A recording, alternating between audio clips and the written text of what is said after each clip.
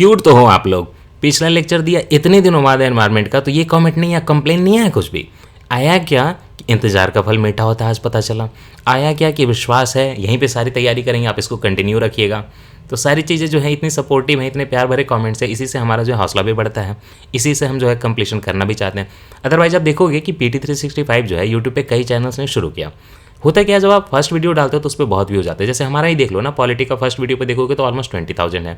Second पे वो कम होकर 5,000 हो जाएंगे। तो लोग क्या करते हैं, जंप करते रहते हैं, सॉल्टेटरी मूवमेंट है ना।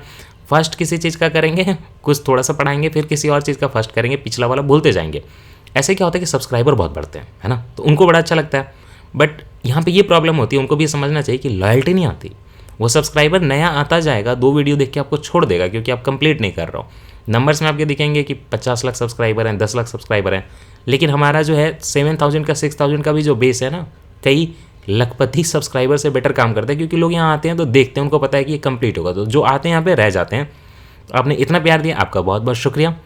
PT365 पहले की चीज़ें हैं, फिर भी हम इसको क्यों कंप्लीट करा रहे? अच्छा, वो लोग नई नई चीज़ें पढ़ाते तो हम नहीं पढ़ाते क्या? हम भी पढ़ाते भाई। लक्ष्मीकांत शुरू किया है, स्पेक्ट्रम शुरू किया है और अच्छे से चल रहा है। तमिलनाडु है, वो तो हाफ कंप्लीट भी हो गया, नया वाला लेक्चर काफ़ी मेहनत से बनता है, कंप्लीट भी हो गया। फिर भी हम लौट लौट के PT365 बीच में कंप्लीट करा रहे हैं, आगे बढ़ रहे हैं। क्यों? क्योंकि हमें एक कंप्लीशन का जो है प्रॉमिस किया है। डिले हुआ है आई नो, बट आपका तो एग्जाम भी तो डिले हुआ है ना, तो वो भी तो रैशनलाइज करो। तो उसके हिसाब से हम भी चल रहे हैं कि नया भी कुछ पढ़ाएं, पुराना भी पढ़ाएं, स्टैटिक भी बहुत इंपॉर्टेंट है। अब मैं चाहता हूँ कि जो है एक बार मतलब परमानेंट ऑक्यूपाई होने से पहले पूरा स्टैटिक इतना यहाँ पे डाल दूँ कि कोई भी कोचिंग वगैरह वाला हो, उससे बेटर मटेरियल हो और किसी को पैसे लगा के पढ़ने की जरूरत ना पड़े। उसके बाद भी कोई दिल्ली जाता है तो शौक है, अपने अपने नवाबों के शौक होते हैं खर्च करने के, लेकिन जो कोचिंग में पढ़े हुए वो कमेंट कर रहे हैं कि वहाँ से बेटर मटेरियल है, तो फिर क्यों जाना है ना, क्यों जाना है फिर? तो इसी प्यार को ध्यान में रखते हुए, इसी अफेक्शन को ध्यान में रखते हुए हम लोग जो है एनवायरनमेंट का फिर से PT365 का नया लेक्चर देखेंगे। नए लेक्चर में देखिए हम लोग बायोडाइवर्सिटी कर रहे थे और हमने बायोडाइवर्सिटी में सबसे पहले क्या किया था, बायोडाइवर्सिटी की शुरुआत हुई थी वाइल्ड लाइफ कंजर्वेशन से। तो उसमें ऑल इंडिया टाइगर एस्टिमेट वाला तो हमने पूरा अपना लेक्चर आपको पढ़ाया था, जिसमें कि प्रोजेक्ट टाइगर ही पूरा कंप्लीट करा दिया 1 घंटे में, साथ में सेंसस डाल दी थी। टाइगर रिजर्व इन न्यूज़ पिछले लेक्चर में किया है काफ़ी दिनों बाद। तो जो आपका पक्के टाइगर रिजर्व है वो किया था, और दूसरा जो है आमराबाद किया था। तो आमराबाद पक्के दोनों किया था, दोनों की हिस्ट्री देख ली थी, चेंचू ट्राइब कहाँ रहते हैं वगैरह देख लिया था, अरुणाचल प्रदेश का मैप देख लिया था, रोड प्रोजेक्ट देख लिया था, मतलब सब कुछ कर लिया था वहाँ पे। स्नो लेपर्ड मैंने नहीं पढ़ा था क्योंकि मैंने आपको बताया कि इसके लिए मैं अलग से लेक्चर डालूंगा, प्रोजेक्ट स्नो लेपर्ड, तो पूरा जो है डिटेल्ड कवरेज होगा। चीता का कोई प्रोजेक्ट नहीं था तो मैंने चीता आपको पिछले लेक्चर में करा दिया था। आपका जो ग्रेट ये है, ग्रेट मतलब महान वन हॉर्न राइनो जो है, इसका मैंने अलग से ऑलरेडी लेक्चर पहले डाल दिया था, तो ये तो कंप्लीट हो चुका है। ग्रेट इंडियन बस्टर्ड मैंने आपको करा दिया था, ऑलिव रेडली टर्टल करा दिया था। यहाँ तक हो गया है 3.1.7 तक। 3.1.8 में क्या है, ड्राफ्ट स्टेज में, याद रखना बिल नहीं है पूरा, ड्राफ्ट विजनरी पर्सपेक्टिव प्लान, ऐसे तो प्लान है ना, बिल की बात नहीं हो रही है। Draft visionary perspective plan to conserve birds, bird को बचाया जाएगा, है ना, चिड़ियों को बचाया जाएगा। बाकी तो कोविड के टाइम पे मैं क्या करता हूँ कि जहाँ भी चिड़ियाँ देखता हूँ चला देता हूँ, है ना, क्योंकि नॉनवेज की कमी है यहाँ पे। दूसरा 3.1.9 migratory birds die in Sambhar lake. Sambar lake में काफ़ी माइग्रेटरी बर्ड्स जो आए थे उनकी डेथ हो गई। कैसे हुई थी, कैसे क्या इन्फेक्शन हो गया, उनको क्या प्रॉब्लम हो गई, इस चीज़ को मैं आपको पढ़ाऊंगा। ये मैंने देखिए आपको ना साइंस एंड टेक में भी हालांकि पढ़ाया हुआ है, बट इसको फिर से पढ़ेंगे। Not all animals migrate by choice campaign, जो अपनी मर्जी से जो है एनिमल माइग्रेट नहीं करते सारे, कुछ को मजबूरी में करना पड़ता है, जैसे ह्यूमन को करना पड़ता है, तो वो देखेंगे। फिर ये जो आपका convention on conservation of migratory species of wild animals और बॉर्न कन्वेंशन है, इसके लिए मैं अलग से पावर पॉइंट पढ़ाऊंगा, ताकि मैं इसको चाहता हूँ कि ये जो चीज़ है स्टैटिक में रहे, तो we will not do it from here. Okay, protected areas मैंने आपको वाइल्ड लाइफ प्रोटेक्शन एक्ट में पूरा कंप्लीट करा दिया है।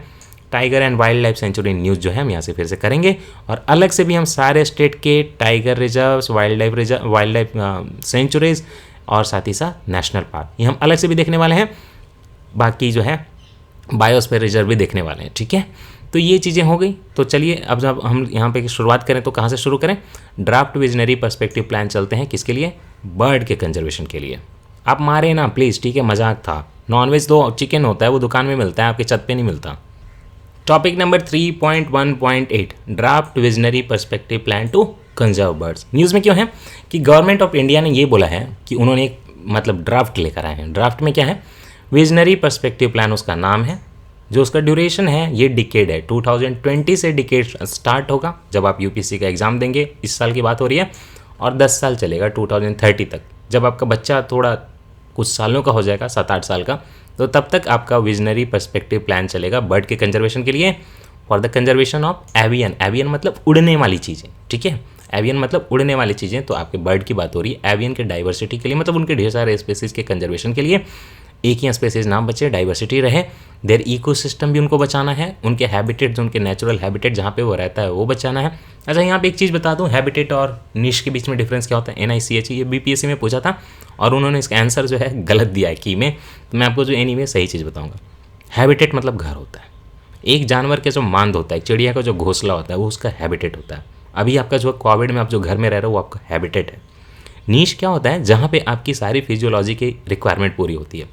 आप घर में हो, ठीक है, और आपकी गर्लफ्रेंड ने आपको मिलने के लिए बुला लिया, ठीक है, वो आपकी मतलब आपकी नहीं, सॉरी, वो जहाँ पे मिलने के लिए बुलाया, तो आप मिलने के लिए गए उससे, तो आपकी फिजियोलॉजिकल नीड है प्यार पाना, तो ये जो आपका निश हो गया। अब गर्लफ्रेंड को जाना है, उससे मिलना है, तो कुछ लेकर जाओगे ना, चॉकलेट वगैरह, कि ऐसे खाली हाथ चले जाओगे भिखारी टाइप के? नहीं, ऑब्वियसली जाओगे, थोड़ा कपड़े वपड़े भी ढंग के पहन के जाओगे, तो शॉप जाओगे, मार्केट जाओगे, तो वो क्या होता है। दूसरी बात, गाँव वाले सुन लें, शॉप जाना और मार्केट से सामान खरीदना मार्केटिंग नहीं कहलाता। मार्केटिंग बिजनेस का आइडिया कि आप प्रोडक्ट को कैसे मार्केट करते हो, उसको शॉपिंग बोलते हैं। तो मेरे घर वालों जैसे हरकतें ना करें, मार्केटिंग और शॉपिंग में डिफरेंस समझें। तो हैबिटेट हो गया कि जहाँ पे आप रहते हो, नीश वो होता है जहाँ पे आपकी रिक्वायरमेंट्स पूरी होती हैं। तो एक जानवर जब अपनी मांद में रह रहा है, घर में रह रहा है, एक लोकेशन में रह रहा है, चिड़िया जो घोंसला में रह रही है, तो वो उसका हैबिटेट है। अब चिड़िया वहाँ से उड़ी, मेटिंग के लिए कहीं और गई, माइग्रेशन किया कहीं और, तो ये उसका निश हो गया, जहाँ उसकी फिजियोलॉजिकल। एक टाइगर है अपनी मांद में रह रहा है, लेकिन हंटिंग करने के लिए वो ग्रासलैंड में जा रहा है, या कहीं जो है ग्रासलैंड में क्या जाएगा, टाइगर तो है, कहीं भी कर ले हंटिंग। तो अगर पानी में भी जा रहा है, जाके हंटिंग कर रहा है, फिशेज़ को खा रहा है सुंदरबन का टाइगर, तो उसका निश हो गया। जो जगहों से उसकी जो है ज़रूरत पूरी होती है, उसको गर्लफ्रेंड मिले, जो भी मिले, मीटिंग बहुत इंपॉर्टेंट है स्पेसिस के लिए, मजाक में नहीं लेना है, गर्लफ्रेंड बहुत इंपॉर्टेंट होती है उनके लिए, अदरवाइज सर्वाइव नहीं करेगी स्पेसिस। हैबिटेट और लैंडस्केप, लैंडस्केप मतलब पूरा जो एरिया है, कोई लैंडस्केप, जैसे ऑलिव रिडली का था ना, ये लैंडस्केप है, यहाँ पे रहता है, ठीक है। इन सारी चीज़ों को जो है हमारी कंट्री में बचाना है। इसको पब्लिक डोमेन में डाल दिया गया, आप चाहे तो आप जाके कमेंट कर सकते हैं। मोर इन द न्यूज़ क्या है, विजनरी प्लान ये प्रपोज करता है कि 15 मेजर प्रोग्राम्स करेंगे और उसके अलावा कुछ माइनर प्रोग्राम्स भी करेंगे। तो 15 मेजर प्रोग्राम आपको याद रखने क्या? बिल्कुल नहीं, बिल्कुल नहीं। बाकी वेरियस एक्टिविटीज जो है माइनर प्रोग्राम, वो भी नहीं आपको याद रखनी है। Should be implemented over short term 2000। देखिए शॉर्ट टर्म ये होगा, पहले ओवरऑल तो देखिए 1 डिकेड का प्लान है ना। जो पहले शॉर्ट टर्म में एक्टिविटीज़ करनी है वो 2020 से 2024, 4 साल। मीडियम टर्म में कब लाना है गोल? 2024 से 2027। और लॉन्ग टर्म क्या है? 2027 से 2030। अब आप यहाँ पे बोलोगे ये शॉर्ट टर्म वाले में 4 साल है, मीडियम वाले में 3 साल है, लॉन्ग टर्म वाले में 3 साल है, ये क्या? अरे स्टार्ट होगा, ये यहाँ पे ड्यूरेशन दिया हुआ है, लेकिन उसके जो गोल्स अचीव करने हैं वो करने हैं 2024 से 27 में।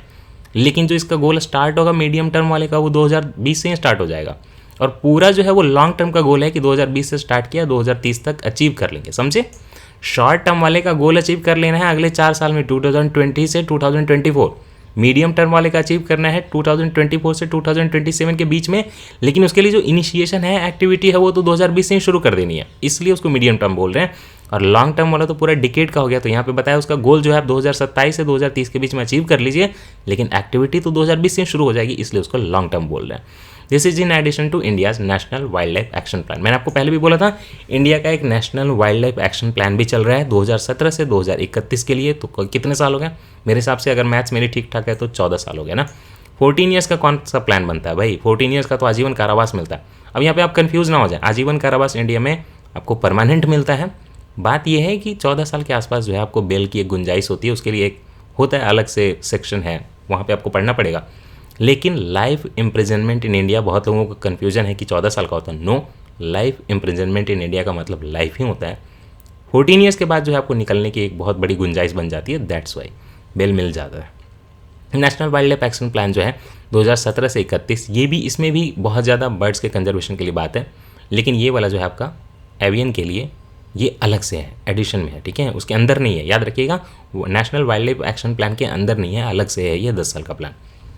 तो कौन सा ministry? Ministry of environment, forest and climate change had also come out with India's national action plan for conservation of migratory birds and there habitats along the central Asian flyway. ये जब आप पिछला PT 365 पढ़ते हैं ना 2018 वगैरह वाला, तो उसका सप्लीमेंट्री आया है, वो अलग से पढ़ा देंगे आशीष आपको। एवियन के कंजर्वेशन के लिए, खास करके माइग्रेटरी बर्ड्स के लिए कंजर्वेशन के लिए, जो कि बाहर से इंडिया में आ रहे हैं, उनका हैबिटेट जो इंडिया में है उसको कंजर्व करने के लिए देखिए एक सेंट्रल एशियन फ्लाईवे होता है। बर्ड जो दुनिया में फ्लाई करते हैं, माइग्रेट करते हैं, तो उनका एक अलग से फ्लाईवे बना हुआ है। मतलब हमने नहीं बनाया, उन्होंने नेचुरली बनाया हुआ है कि वो ऐसे जो है जाते हैं। तो जो सेंट्रल एशियन फ्लाईवे है 2018 से 23 के बीच में, उसके कंजर्वेशन के लिए एक अलग से प्लान आया है कि उनको प्रोटेक्ट करना है। जो बर्ड इंडिया में सेंट्रल एशियन फ्लाईवे को फॉलो करके आते हैं, माइग्रेटरी बर्ड्स, उनके कंजर्वेशन के लिए और उनके हैबिटेट के कंजर्वेशन के लिए हमने ऑलरेडी एक प्लान लाया था, जिसको बोलते हैं India's national action plan for conservation of migratory birds and there habitats along central Asian flyway. ठीक है, ये प्लान भी ऑलरेडी चल रहा है 2018 से 23, तो ये भी आपके लिए इंपॉर्टेंट है। आपको क्या लग रहा है, मुझे मतलब पता नहीं है मुझे कि आपके मन में क्या क्वेश्चन बन रहा है। पता है मुझे, आपके मन में ये क्वेश्चन बन रहा है कि ये क्या है, ये सेंट्रल एशियन फ्लाईवे क्या है, कुछ और फ्लाईवे होते हैं क्या, जानने की ज़रूरत है। फर्स्ट ऑफ ऑल एक बार और सुन लीजिए कि फ्लाईवे क्या है। आपको पता है कि कुछ बर्ड्स जो हैं, खास करके मैं यहाँ खाली वाटर बर्ड की बात कर रहा हूँ। वाटर बर्ड वो होते हैं जो एक जगह से दूसरी जगह माइग्रेट करते हैं पानी की तलाश में। पानी की ज़रूरत सबको होती है, मैंने पहले भी बताया। इंसान तो नहीं, कुछ ऑर्गेनिज्म, बैक्टीरिया वगैरह ऐसे हैं जो बिना एयर के रह सकते हैं, बिना ऑक्सीजन के रह सकते हैं। लेकिन वाटर के बिना दुनिया में कोई ऐसा ऑर्गेनिज्म जो है कोई नहीं है जो वाटर के बिना रह ले। तो बर्ड्स को भी वाटर की ज़रूरत पड़ती है। जब आर्कटिक रीजन में, साइबेरियन रीजन में खास करके बहुत ठंड हो जाती है, सबको जम जाता है, तो वहाँ से कई बर्ड्स जो हैं आपके लेक्स में, आपकी झीलों में आ जाते हैं, वहाँ से माइग्रेट करके। फिर जब वहाँ पे गर्मियों का मौसम हो जाता है तो चीज़ें जो है पिघल जाती हैं, तो फिर वहाँ लौट के चले जाते हैं। ऐसे दुनिया में जो मेजर फ्लाईवेज हैं वाटर बर्ड के जो दुनिया में मेजर फ्लाईवे हैं वो टोटल 9 है। उसी में से एक है सेंट्रल एशियन फ्लाईवे, जो कि इंडिया से होकर गुजरता है। तो नेक्स्ट क्वेश्चन आपके मन में हो रहा होगा कि इंडिया से कोई और नहीं गुजरता क्या, भारत तो महान है, गुजरता है। बर्ड लाइफ इंटरनेशनल की वेबसाइट पे गया मैं, वहाँ से एक इमेज निकली, तो दूसरी वेबसाइट खोली, तो वहाँ से जो इमेज है मैं आपको दिखाऊंगा।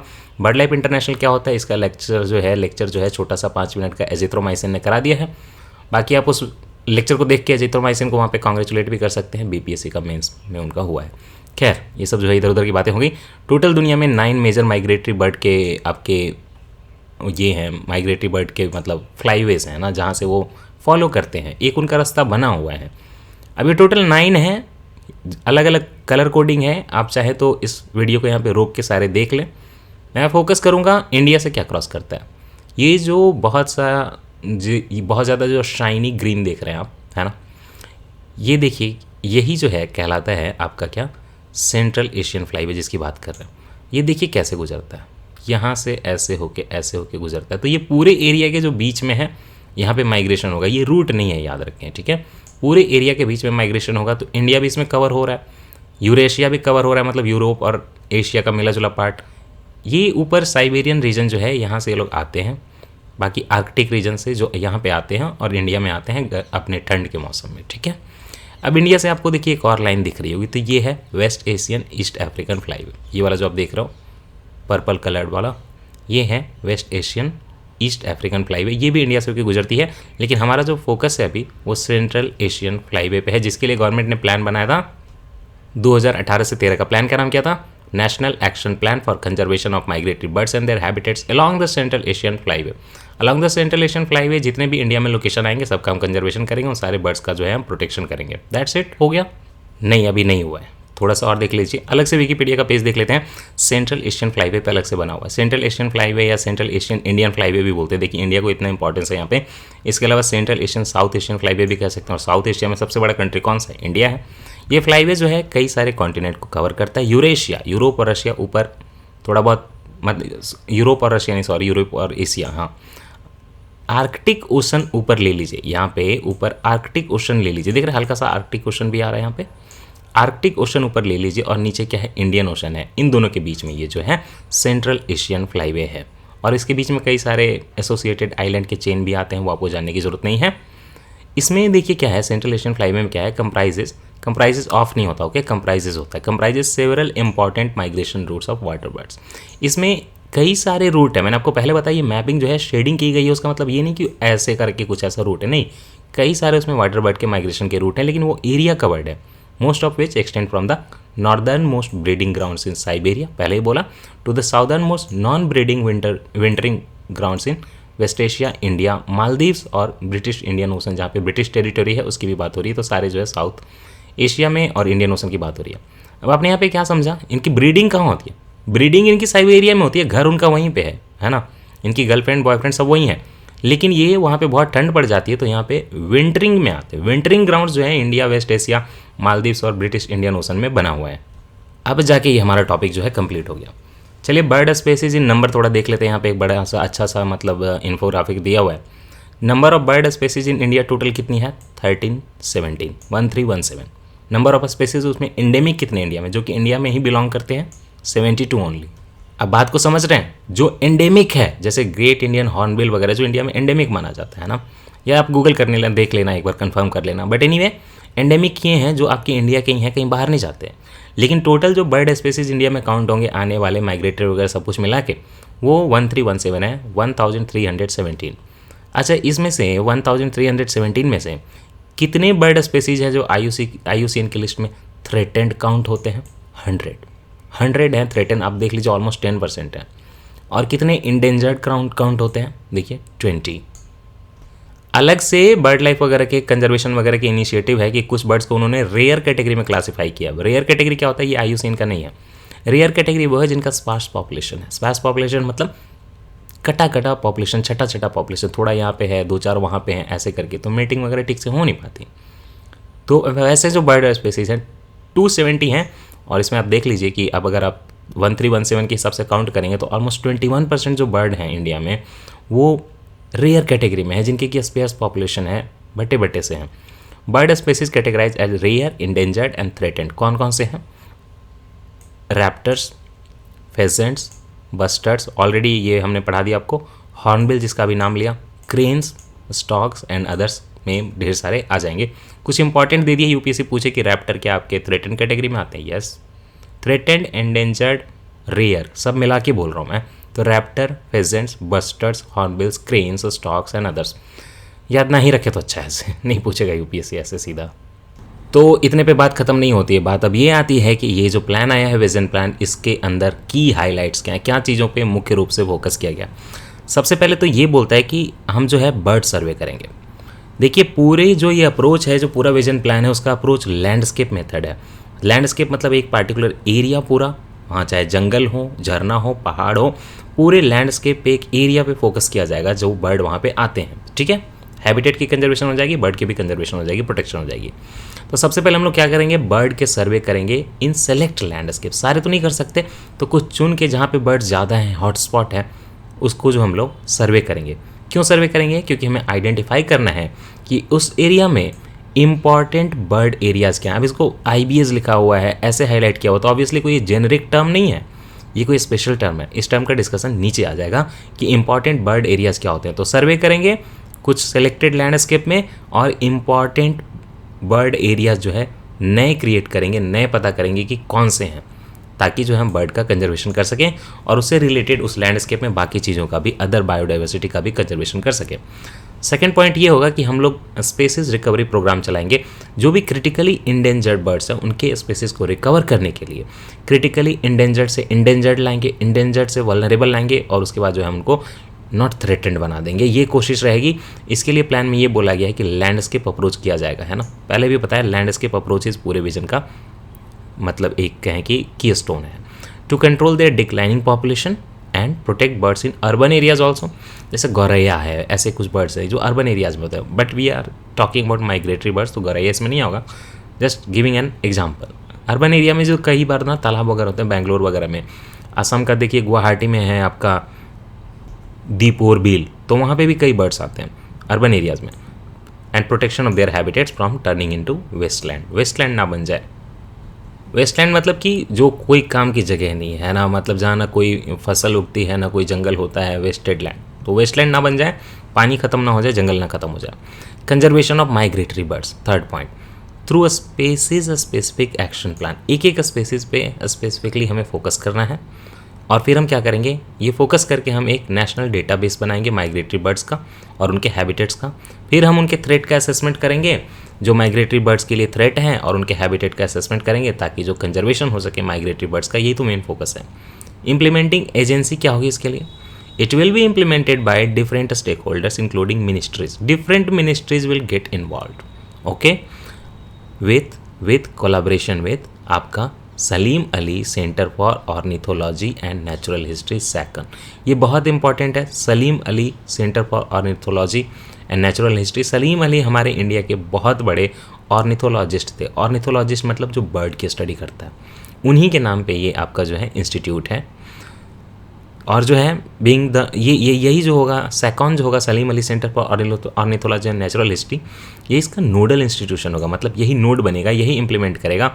बाकी जो फोकल मिनिस्ट्री होगी, मैंने बताया कि इसमें और भी मिनिस्ट्री इन्वॉल्व होंगी. जैसे ministry of water conservation involve हो जाएगा, तो ministry of environment forest and climate change होगा, उसका फोकल मिनिस्ट्री होगा. और जो नोडल एजेंसी होगा वो सैकॉन होगा, सलीम अली वाला. सलीम अली अब रहे नहीं है, ठीक है. थैंक्स टू विजन दोनों चीज़ें डिस्कशन कर दी यहाँ पे. इंपॉर्टेंट बर्ड एरियाज़ क्या होते हैं, हम बोल रहे हैं कि हम आइडेंटिफाई करेंगे लैंडस्केप में कि इंपॉर्टेंट बर्ड एरियाज़ बनाए जाएँ. तो कहीं ना कहीं इनको आइडेंटिफाई करना थोड़ा आसान है, डिक्लेयर करना आसान है. शायद बहुत ज़्यादा है, तभी तो इतनी आसानी से कर रहे हैं. इंपॉर्टेंट बर्ड एरिया IBA जो है, हम लोग उसको अगर फुल्ली एक्सपेंड करें तो हम बस इंपॉर्टेंट बर्ड एरिया नहीं बोलते हैं, important bird and biodiversity area बोलते हैं. क्योंकि बस बर्ड नहीं देखना है, बर्ड के अराउंड जो है बायोडाइवर्सिटी जो है वो भी देखनी है. वो एरिया ऐसा एरिया होता है जिसको हम आइडेंटिफाई करते हैं कि using an international agreed set of criteria. एक क्राइटेरिया इंटरनेशनली बना हुआ है. जो आपका बर्ड लाइफ इंटरनेशनल है ना, वही ये क्राइटेरिया करता है. आपको एजिथ्रोमाइसिन मैम ने पढ़ाया हुआ है, तो वहाँ भी लेक्चर में बताया था कि जो इंपॉर्टेंट बर्ड एरियाज़ की क्लासिफिकेशन होती है, जो उसके लिए जो क्राइटेरिया होते हैं कि किस बेसिस पे बनाओगे, वो बर्ड लाइफ इंटरनेशनल देता है. Are being globally important for the conservation of bird population. जो ऐसे एरियाज़ IBA ऐसे एरियाज़ होते हैं जो कि एक इंटरनेशनल सेट होता है, उनसे वो डिटरमाइन किए जाते हैं.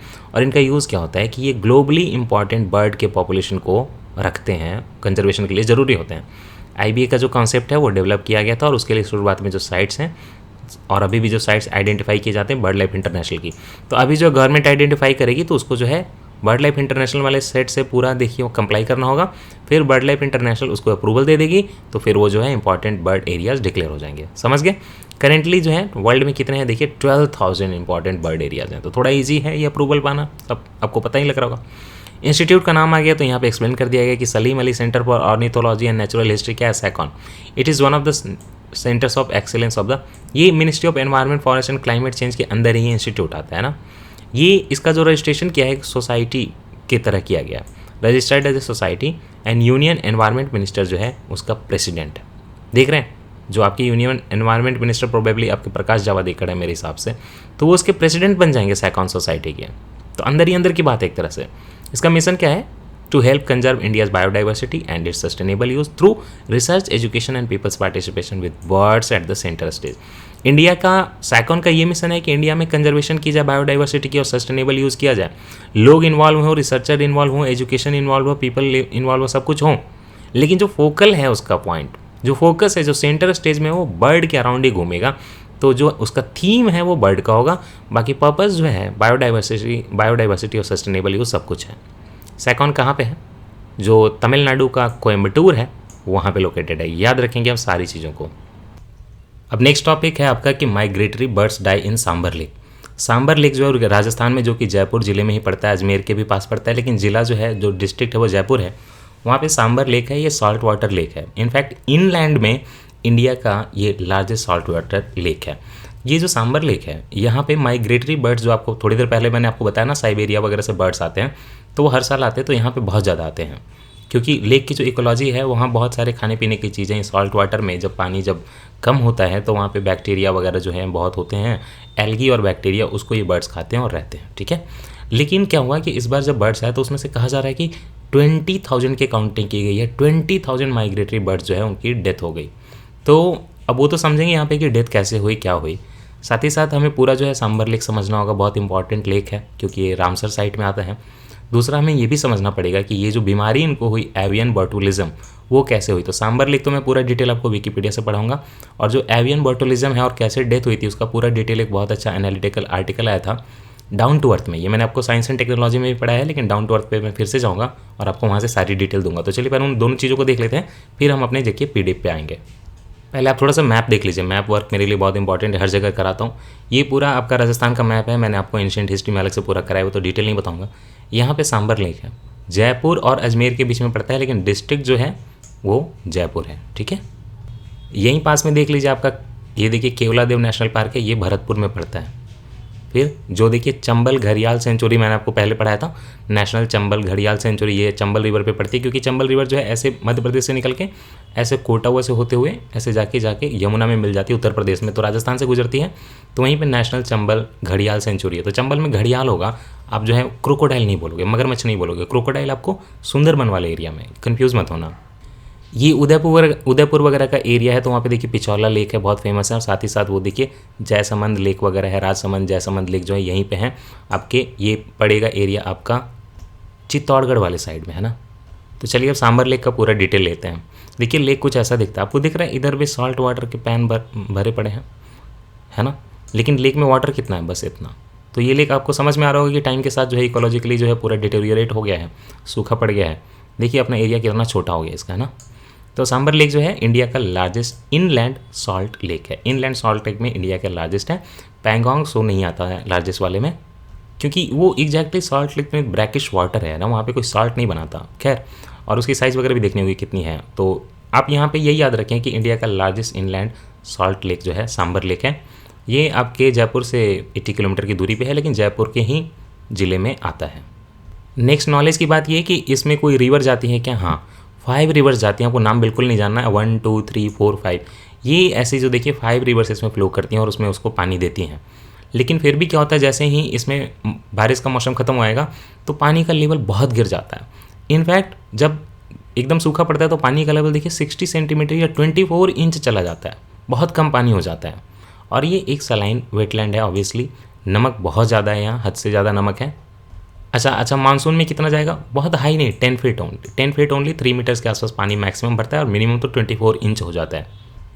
दूसरी बात कि ये लेक चारों तरफ से अरावली हिल्स से सराउंडेड है, अरावली हिल्स इसके चारों तरफ है, क्योंकि वो राजस्थान का एरिया जो है, पुरानी पहाड़ियाँ वहाँ पे अरावली उसके से घिरा हुआ है पूरा। इसमें सॉल्ट वाटर इतना ज़्यादा है, सॉल्ट इतना ज़्यादा है कि इसके बगल में देखिए डैम वगैरह बनाए हुए हैं, और वहाँ सॉल्ट इवापोरेशन किया जाता है, पॉन्ड वगैरह बनाए हुए हैं, सॉल्ट के पैन बनाए हुए हैं, और वहाँ से 1000 ऑफ ईयर से बोलते हैं कि नमक निकाला जा रहा है। ब्रिटिश ने इनफैक्ट यहाँ के लिए रेल क्रिएट किया था, रेल रूट क्रिएट किया था, क्योंकि वहाँ के आज़ादी के पहले यहाँ से ब्रिटिश बहुत ज़्यादा नमक निकालते थे, और सांबर लेक सिटी उसका नाम भी पड़ा है उसी के नाम पे, क्योंकि वहाँ बहुत ज़्यादा सॉल्ट का वर्क होता था। तो वहीं से बात आती है इकोनॉमिक इंपॉर्टेंस की। देखिए यहाँ पे कई कंपनीज़ हैं, सांबर सॉल्ट्स लिमिटेड है, एक जॉइंट वेंचर है जो कि हिंदुस्तान सॉल्ट्स लिमिटेड का और स्टेट गवर्नमेंट का, वो जो है यहाँ पे लेक में काफ़ी एरिया ओन करती है। लेकिन रिसेंटली क्या हो रहा है कि गवर्नमेंट से ज़्यादा जो है 10 गुना ज़्यादा प्राइवेट लोग कर रहे हैं। कई लोग तो ऐसे वहाँ पे बोरवेल वगैरह निकाल के सॉल्ट वगैरह निकाल ले रहे, तो उसकी पूरी इकोलॉजी ख़राब हो रही है लेक की। इकोनॉमिक इंपॉर्टेंस हो गया, तो इसका ये देख लीजिए कि इकोलॉजिकल इंपॉर्टेंस क्या है, बहुत ज़्यादा इंपॉर्टेंस है। पहले तो ये रामसर साइट है, क्योंकि ये एक वेटलैंड है, recognise wetland of international importance है, रामसर साइट है। ये खास बात ये है कि विंटर में यहाँ पे साइबेरिया से और कुछ नॉर्दर्न एशिया से बहुत बर्ड्स आते हैं, खास करके थाउजेंड्स ऑफ पिंक फ्लैमिंगोज आते हैं। तो आपको देखने की जरूरत है पिंक फ्लैमिंगोज कैसे दिखते हैं। ये रहे मैजेस्टिक बर्ड्स जो हैं, ये पिंक फ्लैमिंगोज है, देख रहे चुन चुन के कुछ खा रहे हैं कम पानी में, जिनको उनको खड़ा रहने की भी जगह मिले, एल्गी वगैरह खाते हैं, है ना। तो ये आते हैं बहुत ज़्यादा यहाँ पे साइबेरिया के एरिया से, और ये जो है लेक यहाँ पे देखिए एल्गी और बैक्टीरिया बहुत ग्रो करता है इस लेक में। इसी से इस लेक का आप देख रहे हैं कि कलर भी थोड़ा ग्रीनिश सा है, कलर वगैरह चेंज होता है ना। और जो रिसेंटली आपका लूनार लेक का कलर चेंज हुआ है, वो भी देखिए कि एल्गी वगैरह के कारण ही हुआ है। तो लेक की जो इकोलॉजी है वो एल्गी बैक्टीरिया से ही सपोर्ट होती है, लेकिन वही प्रॉब्लम भी बन गई रिसेंटली। एनीवे, माइग्रेटरी वाटरफॉल आते हैं, है ना, आपके फ्लैमिंगोज वगैरह, और यहाँ पे खा पी के जो है विंटर जब बीत जाता है तो अपने क्लाइमेट में चले जाते हैं, जब वहाँ उनका नॉर्मल हो जाता है वहाँ मीटिंग वगैरह के लिए चले जाते हैं। अच्छा, आर्ट एंड कल्चर में क्या आपको पता होगा कि जोधाबाई, आपने मूवी भी देखी होगी, जोधाबाई जो कि अंबर के जो राजा हैं उन लोगों ने मुगलों से शादी की थी, तो अपनी बेटियों की वगैरह की। तो वहाँ के जो अंबर के राजा भरमल थे, ये जो भरमल राजा की बेटी थी जोधाबाई, उनकी शादी हुई थी अकबर से, आपको पता ही है। ये सांबर लेक टाउन में, मतलब सांबर लेक के ही अराउंड जो टाउन है उसको सांबर लेक टाउन बोलते हैं, तो वहीं पर शादी हुई थी। इसका उल्लेख महाभारत वगैरह में भी किया हुआ है, और कुछ यहाँ पे एंशियंट स्कल्पचर वगैरह भी डिस्कवर किए गए, वो आपको नहीं जानना है। तो ये पूरी इसकी लेक की कहानी हो गई। अब चलिए कि डेथ कैसे हुई, उसके लिए हम डाउन टू अर्थ के आर्टिकल में चलते हैं। देख रहे हैं आप, ऐसे मारे गए फ्लेमिंगोज ऑलमोस्ट 20,000, यहाँ पे 18,000 लिखा गया है, बाद का डेटा 20,000 का है। पहले तो फैक्ट्स को थोड़ा कंसोलिडेट करिए। रिपोर्ट कब आया डेथ का? नवंबर में। नवंबर क्या? विंटर का टाइम। तो आपको ये कंसोलिडेट हो गया कि हाँ भाई विंटर में आते हैं ये सारे बर्ड्स। इनके मरने का कारण था एक नेचुरल टॉक्सिन। वो नेचुरल टॉक्सिन क्या है? बॉटुलिनम। नेचुरल क्यों? क्योंकि ये कुछ बैक्टीरिया होते हैं जिनका नाम ही है क्लॉस्ट्रीडियम बोटुलिन, उनसे प्रोड्यूस होता है। अब ये ह्यूमन को भी इम्पैक्ट करता है, बाकी एनिमल्स को भी इम्पैक्ट करता है। तो क्लॉस्ट्रीडियम बोटुलिन जो है बैक्टीरिया का नाम है, और उससे जो टॉक्सिन निकलता है वो है बॉटुलिनम, जो कि एक नेचुरल टॉक्सिन है। और ये नेचुरली सॉइल में, वाटर में, नीचे के सरफेस में ये क्लॉस्ट्रीडियम बोटुलिनम रहता है, कोई बड़ी बात नहीं है, रहता है। लेकिन जब आगे बताऊंगा कि होता क्या है, पहले ये देख लीजिए कि बैक्टीरिया देखिए सॉइल में, रिवर में, सी वाटर में रहता है, सब जगह देखिए, फ्रेश वाटर में भी है, सी वाटर में भी है। इसके 8 टाइप्स हैं, A B C1 CD, ये सब आपको नहीं जानना है। और ये सारे जो हैं कैसे डिस्टिंग्विश होते हैं कि जब उनसे जब बीमारी हो जाए, तो जब डायग्नोसिस होती है तो उस टाइम डिस्टिंग्विश होते हैं कि किससे बीमारी हुई है। लेकिन बाकी ऐसे है कि सारे टॉक्सिन जो है अटैक करते हैं, और ये क्या न्यूरल सिस्टम को इम्पैक्ट करता है, न्यूरल सिस्टम को इम्पैक्ट करता है। मूवमेंट वगैरह बंद हो जाती है, बर्ड वगैरह के गर्दन झुक जाती है, और फिर वो जो है उसको ड्रूपिंग बोलते हैं ना, गला झुक जाना, और डेथ हो जाती है, पैरालिसिस हो जाती है। बर्ड्स को और ह्यूमंस को और एनिमल्स को सबको इम्पैक्ट तो करता है, लेकिन अलग अलग टॉक्सिन अलग अलग लोगों के लिए। जैसे बॉटुलिनम C जो है बर्ड को इम्पैक्ट करता है, A B और E जो है, इसमें जो आपको पता है यहाँ पे टॉक्सिन के टाइप यहाँ पे है ना, 8 टाइप्स में A B और E जो है देखिए ह्यूमन को इम्पैक्ट करता है, बॉटुलिनम C जो है बर्ड को इम्पैक्ट करता है, याद नहीं रखना है ना। इसके पहले ऐसा इंसिडेंट हुआ था कि हाँ हुआ, पहले भी हुआ है। The toxin has been recognised as a major cause of mortality in wild birds since 1900 से ये चल रहा है, वाइल्ड बर्ड को ये जो है मार रहा है ये टॉक्सिन बॉटुलिनम। और दूसरी बात कि ये सांबर में भी पहले हो चुका है, लेक सांबर में। तो क्या हुआ था उसको समझने की कोशिश करिए। मेन कारण ये है कि इनका ये जो आपका बॉटुलिन जो इतना टॉक्सिन आया बॉटुलिनम से, क्लॉस्ट्रीडियम बॉटुलिनम से, तो मतलब ये है कि कहीं ना कहीं वो बहुत ज़्यादा रिप्रोड्यूस करके उनकी संख्या बहुत ज़्यादा होगी बैक्टीरिया की। वो इसलिए हुआ है क्योंकि क्लाइमेट का चेंज है। वाटर लेवल जो है फ्लक्चुएट तो करता है, आपको मैंने पहले बताया सांबर में बहुत ज़्यादा। लेकिन इस बार क्या हुआ था कि मानसून बहुत अच्छा हुआ है ना। मानसून जो है लेक में सबसे ज़्यादा इतना ज़्यादा हुआ कि 20 साल बाद लेक का जो है वाटर का लेवल इतना हाई हुआ था जितना इस बार हुआ था पिछले मानसून में। आपको पता ही है राजस्थान वाले एरिया में मानसून पिछली बार बहुत ज़्यादा आया था, मध्य प्रदेश में फ्लड आ गया था। लेकिन प्रॉब्लम क्या है कि मानसून जैसे ही बहुत ज़्यादा होता है, मानसून जैसे ही बहुत ज़्यादा होगा तो आपके एल्गी वगैरह की ग्रोथ बहुत हो जाएगी। अब आपको पता है कि एल्गी वगैरह की ग्रोथ बहुत ज़्यादा हो गई, तो उसको डिके करने के लिए जब एल्गी की ग्रोथ हुई तब तो ठीक है, लेकिन उनका तो शॉर्ट पीरियड होता है लाइफ साइकिल। उसके बाद एल्गी मर जाती है, हरे पत्ते सूखे हो जाते हैं, तो लेक में अंदर चले जाते हैं। अब लेक में उनको डिग्रेड करने के लिए, है ना, एरोबिक उनका जो है डिग्रेडेशन के लिए ऑक्सीजन की ज़रूरत होती है। तो बायोलॉजिकल मटेरियल के डिग्रेडेशन के लिए जो ऑक्सीजन की ज़रूरत होती है उसको हम लोग बायोलॉजिकल ऑक्सीजन डिमांड बोलते हैं। लेकिन अब लेक में बहुत ऑक्सीजन था नहीं। ये जो आपके प्लैंकटन थे, मतलब बाकी इन्वर्टिब्रेट भी थे, देखिए श्रिम्प थे, क्रैब थे, प्रॉन थे, क्रस्टेशियंस थे, स्नेल थे, और आपके प्लैंकटन मतलब एल्गी थे। मानसून के कारण इनके नंबर तो बहुत ज़्यादा हो गए, लेकिन जब वो डिके होने लगे, जब डेड होने लगे, तो उनको डाइजेस्ट, आप सिंपली समझिए ना, डिग्रेड को समझिए कि उसे किसी चीज़ को डाइजेस्ट कर देना है ना, ख़त्म कर देना। तो वो तो आपकी ऑक्सीजन कम थी। अब ऑक्सीजन कम थी, जितनी थी भी वो बायोलॉजिकल ऑक्सीजन डिमांड के कारण पूरी ख़त्म हो गई। प्रॉब्लम क्या है कि जैसे ही ऑक्सीजन खत्म हुआ, इस सॉइल में जो बैक्टीरिया था क्लॉस्ट्रीडियम बोटुलिनम, वो एनएरोबिक बैक्टीरिया, मतलब कि पानी, ये हवा की कमी में, ऑक्सीजन की कमी में होता। तो जैसे ही आपका बायोलॉजिकल ऑक्सीजन डिमांड बढ़ा, गुड मानसून के कारण, डिके के कारण, डिग्रेडेशन के कारण, ये बैक्टीरिया जो है बढ़ गए, क्योंकि पानी में ऑक्सीजन की कमी हो गई, है ना। जैसे ही ऑक्सीजन की कमी हुई, बैक्टीरिया बढ़ गए, और वो जैसे ही बैक्टीरिया बढ़े तो उनसे टॉक्सिन जो प्रोड्यूस होता था बोटुलिनम, वो बढ़ गया, और बर्ड्स ने उसको खा लिया और उनकी डेथ हो गई। यही स्टोरी है। बैक्टीरिया क्या सर्वाइव भी कर जाते हैं, क्योंकि स्पोर बनाते हैं जो कि सालों साल रह जाएगा, है ना, डॉर्मेंट रहेगा। जैसे ही उनके हिसाब से टेम्परेचर वगैरह आएगा, वो फिर से देखिए जाग जाते हैं। तो मानसून जैसे ही ख़त्म हुआ तो पानी का लेवल तो रिसीड हो गया, सैलिनिटी बढ़ गई, और जो है इसके कारण जो पहले आपके फले फूले थे, ढेर सारे आपके एल्गी वगैरह, उनकी डेथ होने लगी। तो बायोलॉजिकल ऑक्सीजन डिमांड बढ़ गया, और बायोलॉजिकल ऑक्सीजन डिमांड बढ़ गया, ऑक्सीजन कम हो गया, तो उसके सारे जो स्पोर थे, चूँकि वो एनारोबिक है, तो वो बैक्टीरिया एक्शन में आ गया। एक और भी थ्योरी दी जाती है कि बर्ड टू बर्ड साइकिल भी चलता है। अब जैसे ये बर्ड थे फ्लैमिंगोज, उन्होंने किसी फिश को खाया जिसके अंदर ये बैक्टीरिया था, और उसके बाद उसकी डेथ हो गई। अब वो जो है बर्ड मर गया। अब बर्ड मर गया तो उसमें मैगट्स आ गए उसको, है ना, उसको खाने पीने के लिए, फीड करने के लिए। तो उस मैगट को किसी दूसरे बर्ड ने खा लिया। अब उसमें भी जाके वो बोटुलिनम चला गया, टॉक्सिन। तो ये भी थ्योरी है, लेकिन मेनली जो फर्स्ट थ्योरी है वही ज़्यादा मानी जा रही है। दूसरी थ्योरी क्यों दी जा रही है कि अब ये देखा गया रिसर्च में कि जो इंसेक्टिवोरस थे या ऑमनीवोरस बर्ड्स थे, बस वही अफेक्ट हुए।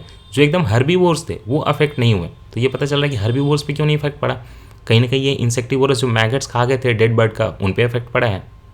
तो अब देख रहे हैं क्लाइमेट चेंज का इम्पैक्ट। बारिश बहुत ज़्यादा हो गई ना, तो बाकी कई फैक्टर भी हैं, वाटर का पॉल्यूशन है, यूट्रोफिकेशन है। यूट्रोफिकेशन मतलब आपका बहुत ज़्यादा जो है फर्टिलाइज़र वगैरह बाहर के जगहों से आ जाना, मिनरल का न्यूट्रिएंट की आ जाना, जिससे कि एल्गी की एक्सेसिव ग्रोथ हो गई। पानी के अलावा ये भी तो फैक्टर है कि आपने बहुत ज़्यादा नाइट्रोजन डाल दिया वहाँ पे, यूट्रोफिकेशन कर दिया। लेकिन हाँ सॉरी, इसको डिस्काउंट किया गया, इस बात को डिस्काउंट किया गया क्योंकि आपने देखा होगा लेक के अराउंड कोई फार्मिंग प्लेस नहीं है, सॉरी फार्मिंग प्लेस नहीं है विसिनिटी में, तो वहाँ से रन ऑफ तो नहीं आया होगा। बट ये फैक्टर हो सकता था अगर पास में फार्मिंग की जाती, तो चलिए अंडरस्टैंडिंग बन गई, अच्छी बात है। पहले भी हुआ है दो, देखिए अब 7000 बर्ड्स यहाँ पे मरे थे। दूसरी जगह भी हुआ, देखिए लेक मिशिगन में ऐसा हुआ है 2007-8 में कि वहाँ पे 7000 बर्ड्स मारे गए थे, है ना। और बाद में फिर 4000 फिर से 2012 में मरे थे। हवाई में भी देखिए ऐसा हुआ है, पहले डक्स मारे गए थे। अब आपको जो PDF में दी गई है इन्फॉर्मेशन बहुत ईजी लगेगी, मेरे साथ पढ़िए। Migratory birds die in Sambhar lake, सब कुछ देख लिया। Recently thousands of migratory birds died at Sambhar lake in Rajasthan due to avian botulism, बीमारी का नाम दिया है।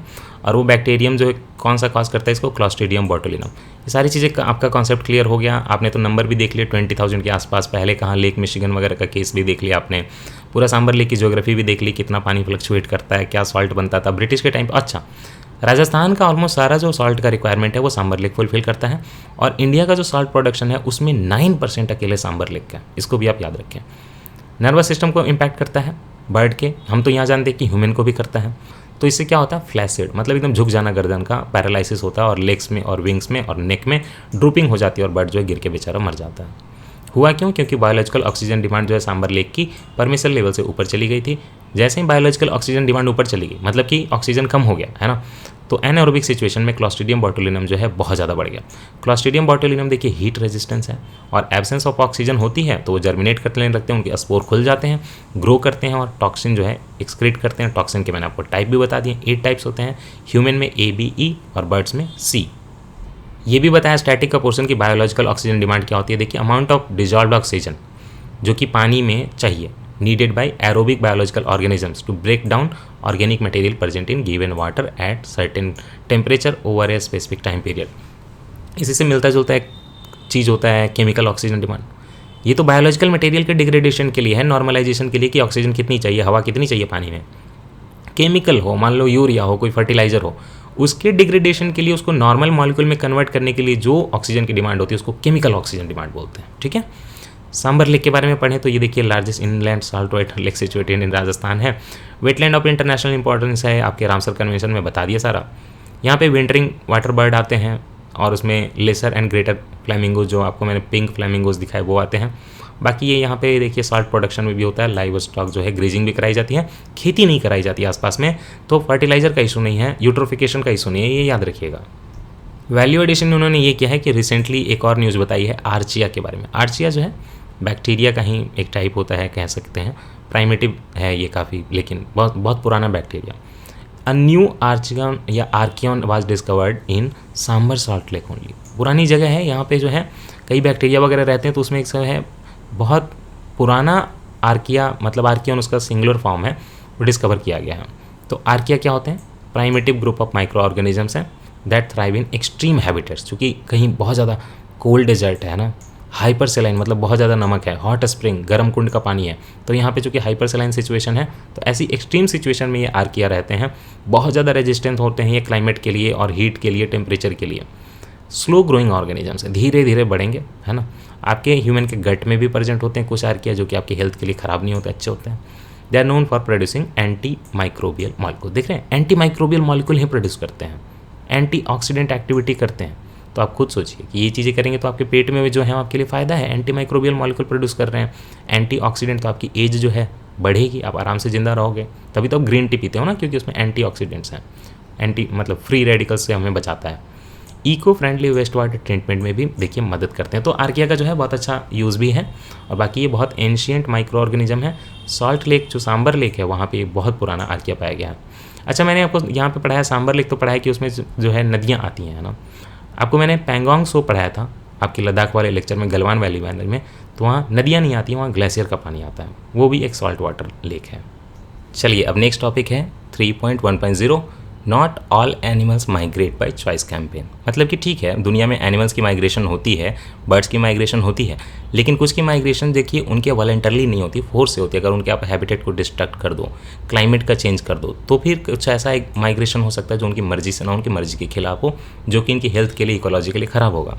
ये जो कैंपेन आया है इसको लॉन्च किया है, एक साइड में है यूनाइटेड नेशन एनवायरनमेंट, उसका इंडिया वाला ऑफिस है ना, यूएन एनवायरनमेंट तो मैंने आपको कई बार पढ़ा दिया। दूसरी तरफ है wild life crime control bureau, WCCB जो है, आपको अगर प्रोजेक्ट टाइगर पढ़ेंगे तो वहाँ पे इसकी क्रिएशन मैंने बताई है, तो इसको भी एक्सप्लेन नहीं करूँगा, यूएन एनवायरनमेंट को भी एक्सप्लेन नहीं करूँगा, ये पिछले लेक्चर में एक्सप्लेंड है। यूएन एनवायरनमेंट इंडिया और wild life crime control bureau, तो आप खुद सोच लीजिए इंडिया के लिए कैंपेन है ना। तो ये दोनों ने मिलकर इसको लॉन्च किया है और ये एक अवेयरनेस कैंपेन है लेकिन अवेयरनेस कैंपेन है, not all animals migrate by choice. और ये जो है आपके कहाँ पे एक कैंपेन चलाया जाएगा, देखिए मेजर एयरपोर्ट्स पे चलाया जाएगा, एयरपोर्ट्स पे इसको डिस्प्ले किया जाएगा, लोगों में अवेयरनेस फैलाई जाएगी। कैंपेन का एम क्या है, अवेयरनेस क्रिएट करना और पब्लिक सपोर्ट जनरेट करना, ताकि वाइल्ड लाइफ की कंजर्वेशन हो सके और प्रोटेक्शन हो सके और उनका स्मगलिंग है जो ना हो सके, क्योंकि एयरपोर्ट वगैरह से कई बार लोग जो है कहीं कहीं छुपा के स्मगल कर देते हैं उनके कुछ पोर्शन को, है ना। तो जो कल को एक सजग नागरिक होगा तो एयरपोर्ट पे अगर किसी और को उसने देखा कि ऐसे प्रोडक्ट लेके जा रहा है तो पकड़ लेगा। अब ड्रग के लिए वैसा कैंपेन चलाना चाहिए मेरा मानना है। तो प्रिवेंशन करना है स्मगलिंग का और रिडक्शन करना है उनके डिमांड का, वाइल्ड लाइफ प्रोडक्ट का। वाइल्ड लाइफ प्रोडक्ट का डिमांड तो कम होना ही चाहिए, चाहे कि उनका खाल हो चाहे कुछ और हो, वाइल्ड लाइफ प्रोडक्ट का डिमांड कम होना चाहिए। पेटा का भी यही कहना है। The first phase of campaign will focus on tiger का स्किन हुआ, टाइगर के हूफ हुए, सारी चीज़ों का ट्रेड किया जाता है। पैंगोलिन है ना, पैंगोलिन याद है आपको, ये देखिए आपके पैंगोलिन एक ग्रुप है पूरा, है ना पैंगोलिन्स। तो ये इसमें देखिए लिविंग पैंगोलिन्स ये हैं, देख रहे हैं, इनके ऊपर कवच जैसा होता है। पैंगोलिन्स पहले तो ये जान लीजिए कि मैमल्स होते हैं, याद रखिएगा मैमल्स होते हैं। इसमें 3 जेनरा होते हैं, मतलब स्पीसीज के ऊपर की जो क्लासिफिकेशन है देखिए 3 जेनरा होते हैं, मैनिस, फैटेगिनस और ये क्या है, स्मूटसिया। मैनिस के देखिए अंदर जो स्पेसीज होते हैं 4 स्पेसीज होते हैं, वो चारों स्पेसीज जो होते हैं एशिया में होते हैं। बाकी दोनों जो हैं आपके ये फटोगनिस और समथिंग जो भी है ये आपके सब सहारन अफ्रीका में पाया जाता है। तो आपको क्या जानना है, मैनिस को जानना है जो कि पैंगोलिन है, उसके 4 स्पेसीज हैं एशिया में। इनका जो स्किन बना होता है प्रोटेक्टिव, वो केराटिन का बना होता है। केराटिन के स्किल्स होते हैं, केराटिन वही है जो आपके बालों में होता है, प्रोटीन, डेड स्किन है ना। और ये ओनली मैमल है जिनका ये फीचर है कि उनके स्किन का जो प्रोटेक्टिव स्किन है वो केराटिन का स्केल का बना हुआ है। ये ज़मीन वगैरह में क्या करते हैं, हॉलो करके, ब्यूरो करके, छेद करके उसमें रहते हैं आराम से। और ये नॉकटर्नल हैं, रात में निकलते हैं। और इनका डाइट जो है, इसीलिए इनको आंट ईटर इसलिए कहते हैं क्योंकि ये जो है चींटियाँ खाते हैं और टर्माइट्स वगैरह खाते हैं। लंबी टंग होती है, उसी से चींटियाँ वगैरह को छाट जाते हैं, जैसे कि आपकी छिपकलियाँ करती हैं ना, उसी जैसा कुछ कुछ। प्रॉब्लम क्या है, इनके कंजर्वेशन में इनकी पोचिंग की जाती है। क्यों? क्योंकि इनका मीट और इनका जो स्केल है ये चाइना के ट्रेडिशनल मेडिसिन में बहुत यूज़ होता है। इंडिया से भी इसीलिए पैंगोलिन जो है चाइना में जाता है, इसीलिए एयरपोर्ट पे अवेयरनेस फैलाई जा रही है। इनफैक्ट टाइगर भी जो है इंडिया से चाइना जाता है, इसीलिए उसकी जो अवेयरनेस फैलाई जा रही है। अब यहाँ पे इसकी सारी जो स्पेसीज हैं उसकी अलग अलग रेड लिस्ट में देखिए, थ्रेटेंड की जो लेवल है थ्रेट की अलग अलग सारे के स्पेसीज की हैं। कुछ जो हैं क्रिटिकली एंडेंजर्ड होंगे, कुछ देखिए वल्नरेबल हैं, है ना, देखिए कुछ एंडेंजर्ड हैं, तो ये अलग अलग सबका होगा। कुछ देखिए क्रिटिकली एंडेंजर्ड हैं। आपको तो इंडिया वाला जानना है, तो ये रहा आपका इंडियन पैंगोलिन, प्यारा सा है ना। ये इंडेंजर्ड है, इसका IUCN स्टेटस। इंडियन पैंगोलिन आप नाम से ही सोचिए, इसके आगे तो मैनिस लगेगा, है ना, मैनिस क्रैसिकुलाडाटा, मैनिस क्रैसिकाउडाटा, सॉरी। इंडियन पैंगोलिन क्योंकि मैनिस की ही स्पेसीज 4 स्पेसीज हैं एशिया में बस, बाकी की तो स्पेसीज जो है नहीं एशिया में। इसको थिक टेल्ड पैंगोलिन भी बोलते हैं या स्केली आंट ईटर भी बोल सकते हो आप। ये जो है आपका इंडियन सब कॉन्टिनेंट में, इंडियन सब कॉन्टिनेंट मतलब कि आपको इसको देखोगे तो देखिए श्रीलंका में भी मिलेगा, इंडिया में भी मिलेगा, बाकी भी इंडियन सब कॉन्टिनेंट में मिलेगा। जैसे ही आप इसको अटैक करोगे ये पूरा एक देखिए बल्ब जैसा, बॉल जैसा बन जाएगा, जिसको कि वॉल्वेशन बोलते हैं। और इस तरह से ये टाइगर से भी अपने आप को प्रोटेक्ट कर लेता है, क्योंकि ऊपर की जो स्किन है उसको टाइगर जो अटैक ही नहीं कर पाता। और टाइगर के भी देखिए ट्रेड पे प्रॉब्लम है, पैंगोलिन के भी ट्रेड पे प्रॉब्लम है, और टाइगर से जो है पैंगोलिन भी बच जाता है। सारी चीज़ें रिलेटेड है, याद रहेंगी। देखिए ये इसका ज्योग्राफिकल डिस्ट्रीब्यूशन आप खुद देख लीजिए, है ना। यहाँ पे आप देख रहे हैं हल्का सा पाकिस्तान आ रहा है, हल्का सा पाकिस्तान आ रहा है, बाकी इंडिया पूरा आएगा, है ना। देखिए श्रीलंका आ रहा है, थोड़ा बहुत आपके नेपाल के एरिया में भी आ जाएगा, और यहाँ पे हल्का सा म्यांमार के एरिया में आएगा, लेकिन उसको काउंट नहीं करेंगे, इसको हम इंडियन सब कॉन्टिनेंट में ही बोलेंगे। तो पहली स्पेसीज तो टाइगर पहले पढ़ा दिया, पैंगोलिन आज पढ़ा दिया। तीसरा है स्टार टॉर्टवाइज और चौथा है टोके गैको। ये रहा इंडियन स्टार टॉर्टवाइज, देख रहे हैं, ये रहा। देखिए इसके ऊपर जो है कवच पे स्टार जैसी शेप बनी, इसलिए IUCN का स्टेटस जो है वो वल्नरेबल है। इंडियन स्टार टॉर्टोइस, आपको जो है यहाँ पे इसका साइंटिफिक नाम याद नहीं रखना है, थ्रेटेंड स्पेसीज की लिस्ट में आता है क्योंकि ये वल्नरेबल। अच्छा, थ्रेटेंड का मतलब ये होता है कि या तो क्रिटिकली इंडेंजर्ड हो या वल्नरेबल, ये तीनों सिचुएशन में थ्रेटेंड आएगा, है ना। उसके बाहर नियर थ्रेटेंड है, और उसके बाद जो बहुत सही है, कोई दिक्कत नहीं, तो लिस्ट कंसर्न है। ओके, और ये इसके नीचे क्या होता है, एक्सटिंक्ट इन वाइल्ड, वाइल्ड में ऑलरेडी एक्सटिंक्ट हो चुका है, जैसे कि आपका ईरान वाला जो मैंने आपको बताया था ना, कौन सा चीता, एशियन चीता, है ना, वो एक्सटिंक्ट इन वाइल्ड है, क्योंकि बस ईरान में कुछ स्पेसीज बचे हुए हैं कैप्टिविटी में है, और लास्ट वाला जो होता है एक्सटिंक्ट होता है, जो कि आपको नहीं मिलेगा ना वाइल्ड में ना कैप्टिविटी में। तो ये कहाँ होता है Indian star tortoise, India, Pakistan और श्रीलंका में होता है, स्क्रब फॉरेस्ट में होता है ना, झाड़ियों में, आसपास में दिख ही रहा होगा, थोड़ा लग रहा है कि आसपास में झाड़ियाँ ही होंगी। ये बहुत एक्जॉटिक पेट है, इसको पेट की तरह यूज़ किया जाता है, लोग घर में रखते हैं, क्योंकि आप देख रहे हैं कितना सुंदर दिख रहा है, मैजेस्टिक दिख रहा है, तो एक्जॉटिक पेट है, इसलिए इसका ट्रेड बहुत ज़्यादा होता है, इसीलिए जो है ये आपका वल्नरेबल हो भी चुका है। इंडियन स्टार टॉर्टोइस जो है साइट्स के अपेंडिक्स 1 में डाल दिया गया 2019 में, इसलिए ये जो है आपको याद रखना पड़ेगा। तो साइट्स भी बोल रहे हैं, साइट्स का मैंने अलग से लेक्चर करा दिया, थ्रेटेंड विथ एक्सटिंक्शन है। चौथा स्पेसीज आपका ये रहा, tokay gecko. Tokay gecko, gecko क्या होते हैं, आपकी जो छिपकलियाँ होती हैं ना, उसी को गेको बोलते हैं, उसमें डिफरेंट टाइप्स हो सकती हैं। ऐसे तो ये लीस्ट कंसर्न में है, लेकिन इसका खुद देखिए, ब्यूटी देखिए इसको। अब आपको डर भी लग सकता है छिपकलियों से, लेकिन कुछ लोगों को तो नहीं लगेगा ना। तो ये क्या है, इसका क्या है कि ये आर्बोरियल है, आर्बोरियल मतलब पेड़ होता है, पेड़ों पर रहता है, ये आपके घरों में नहीं रहता, घर में तो हाउस गेको होता है जो आप देखते हैं छिपकलियाँ। ये एक ट्रू गेको है, मतलब प्रॉपर क्लासिफिकेशन में स्पेसीज में गेको है। ये आपका एशिया में और पैसिफिक के आइलैंड दोनों जगह होता है। ये देखिए आपके नॉर्थ ईस्ट इंडिया में मिलेगा, उसके अलावा भूटान, नेपाल, बांग्लादेश में मिलेगा, आपके साउथ ईस्ट एशिया में मिलेगा, फिलीपींस, मलेशिया, इंडोनेशिया, सब जगह मिलेगा।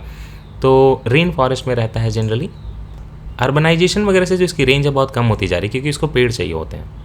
साउथ ईस्ट एशिया की जो कंट्री हैं, इसको कई बार देखिए कंजर्व भी करते हैं, क्योंकि माना जाता है कि ये ड्रैगन के डिसेंडेंट हैं उनके लिए, तो कल्चरल सिंबल है, तो वैसे तो वो लोग पूजा करते हैं, इसको कंजर्व करके रखते हैं।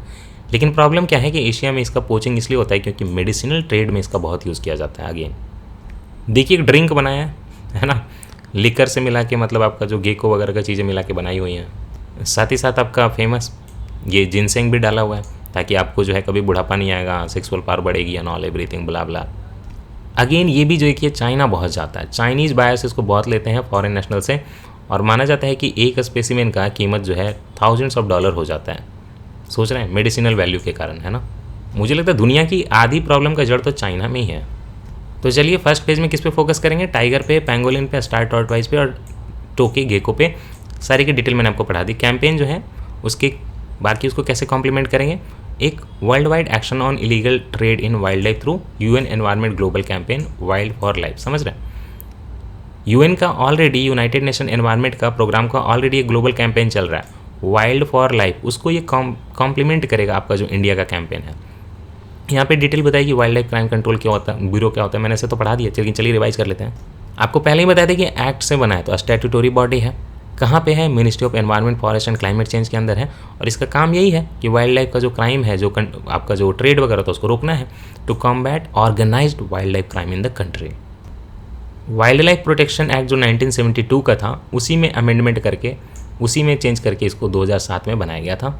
और इसका काम क्या है, मैंडेट क्या है, कलेक्ट करता है और कोलैट करता है। कलेक्ट मतलब कि जमा करना, कोलैट मतलब सबको आपस में जोड़ना, इंटीग्रेट करना, इंटेलिजेंस मतलब खुफिया जो सूचनाएं मिलती हैं ऑर्गेनाइज वाइल्ड लाइफ क्राइम के बारे में, एक्टिविटीज़ के बारे में, और उसको जो है वहाँ से सब कुछ जमा करके स्टेट्स को खबर करता है। और इन्फोर्समेंट एजेंसी जो है, जो आपका जैसे चीफ वाइल्ड लाइफ वार्डन हो गया, उन सारे को बोलता है कि भाई जो है इमीडिएट एक्शन लो, यहाँ से जो है तुम्हारा गेको निकाल के, टाइगर निकाल के चाइना भेजा जा रहा है, प्लीज़ इन क्रिमिनल्स को पकड़ लो। और क्या करता है, आपके जो कस्टम अथॉरिटीज़ हैं एयरपोर्ट पे भी कैंपेन भी चल रहा है, तो उनको भी एडवाइस करता है कि कैसे इंस्पेक्शन करना है कि वाइल्ड लाइफ का, फ्लोरा और फाउना दोनों, ठीक है, वेजिटेशन और एनिमल दोनों, कैसे पता करें कि किसी ने अपने पॉकेट में, बैग में रखा हुआ, उन चीज़ों को समझें आप, है ना। और इसकी जो है as per provisions of the wildlife protection act, कहाँ के प्रोविजन ये यूज़ करेगा इस ट्रेड को रोकने के लिए, एक तो आपका वाइल्ड लाइफ प्रोटेक्शन एक्ट में ही है, दूसरे साइट्स के भी कुछ प्रोविजन है, उसके अलावा EXIM policy governing such an item. EXIM policy मतलब एक्सपोर्ट इंपोर्ट पॉलिसी जो होती है ऐसे आइटम के लिए। तो इसी के साथ ये इस लेक्चर को हम लोग समाप्त करेंगे। नेक्स्ट जो टॉपिक है 3.11, ये है आपका बॉर्न कन्वेंशन। तो बॉर्न कन्वेंशन के लिए मैं अलग से पावर पॉइंट पढ़ाऊंगा, ये हमारा अलग से लेक्चर होगा, हमारा खुद का लेक्चर होगा, जिसमें 6 से 7 सोर्सेज को जोड़ के पढ़ाएंगे। शंकर को जोड़ेंगे, PMFIS को जोड़ेंगे, दृष्टि आइस को जोड़ेंगे, GS स्कोर को जोड़ेंगे, थोड़ा बहुत विजन वाजीराम सब कुछ, और फिर यहाँ पे जो लिखा हुआ है वो सारा भी उसमें ऐड कर देंगे, फिर उसमें करंट अफेयर जो अपडेट करेंगे लेटेस्ट डेटा के साथ आपको बना के देंगे, इसलिए इस चीज़ को मैं यहाँ से नहीं कराऊंगा, ठीक है। Convention on the conservation of migratory species of wild animals, ये मैं और बॉर्न कन्वेंशन, ये मैं आपको अलग से लेक्चर बना के दूंगा, जैसे पहले भी कुछ लेक्चर्स को बोला कि अलग से बना के दूंगा। तो नेक्स्ट में हम पढ़ेंगे क्या, 3.1.2 पे जाएंगे, प्रोटेक्टेड एरियाज। प्रोटेक्टेड एरिया जितने भी वाइल्ड लाइफ प्रोटेक्शन एक्ट से 4 हैं वो सारे करा दिए थे, wild life sanctuary, national park, community conservation reserve, सारे करा दिए थे। लेकिन इसके अलावा और भी जैसे कुछ मरीन प्रोटेक्टेड एरियाज़ वगैरह की बात है, बायोस्फीयर रिजर्व की बात है, कुछ टाइगर रिजर्व की बात है, तो जो भी न्यूज़ वगैरह में आया है या कुछ और एक्स्ट्रा होगा तो उसको करेंगे। सारी तो करा दिए, कोस्टल रेगुलेशन जोन वगैरह कुछ आएगा तो वो सारा करके फिर हम जो है tiger reserve, wild life sanctuary news में जो है वो करेंगे। और इसी की तरह देखिए हमारा 41 पेज पे हम पहुंच जाएंगे, है ना। तो चलिए नेक्स्ट लेक्चर में मिलते हैं, अपना ध्यान रखिए।